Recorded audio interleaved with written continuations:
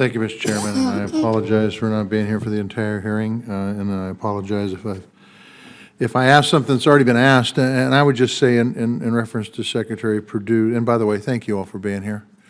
Secretary Perdue's comment on retaliatory actions based off of Senator Lee's question, I would tell you that every ag group in the state of Montana, without exception, is unbelievably concerned about retaliatory action. You are right.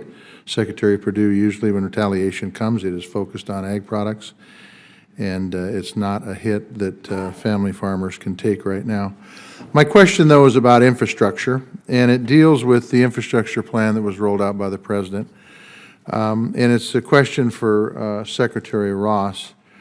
The infrastructure plan is going to supply 20% federal dollars and 80% that will either come from the state, county, municipal governments.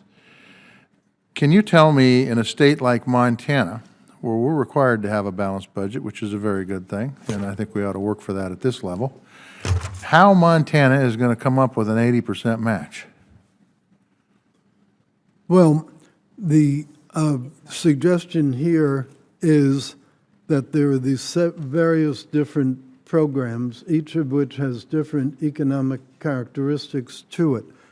But for example, if there are assets that the state has that it chooses to divest of and apply those proceeds, that certainly counts as a match. So what you're saying is if they were to sell their state lands, that would count as a match?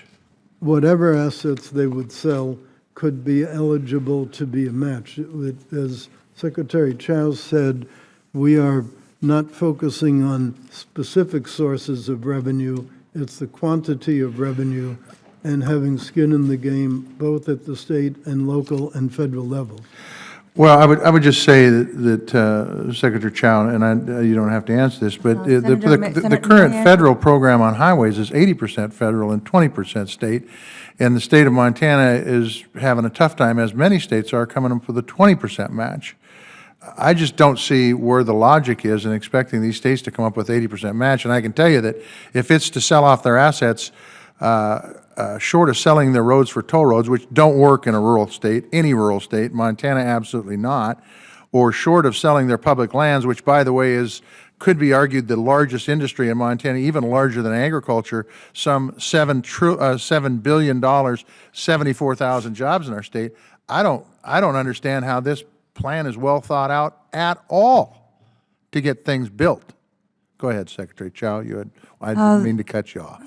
For rural America, you're right. The region is different. Yes. So in fact, the infrastructure bill sets aside 25% for rural America. It would be on a formula basis. Yep. So it will be different.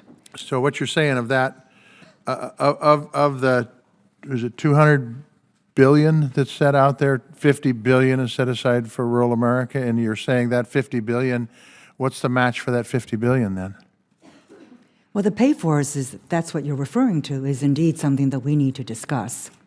But actually, I'm not talking about the pay-for at the federal level. I'm talking about where the people are going to come up with the match, and I can, that's all, at the state and local $200 level. billion in direct federal funding. Right, 25%. Pay-fors of which we all need to discuss, no question about that. Right.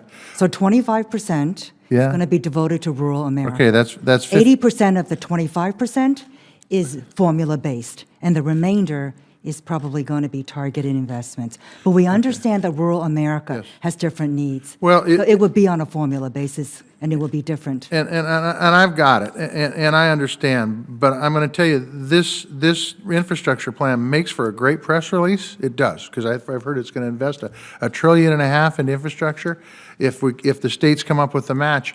But I'm telling you, the state of Montana right now is cutting programs because they don't have money. They're cutting programs, essential programs in our state.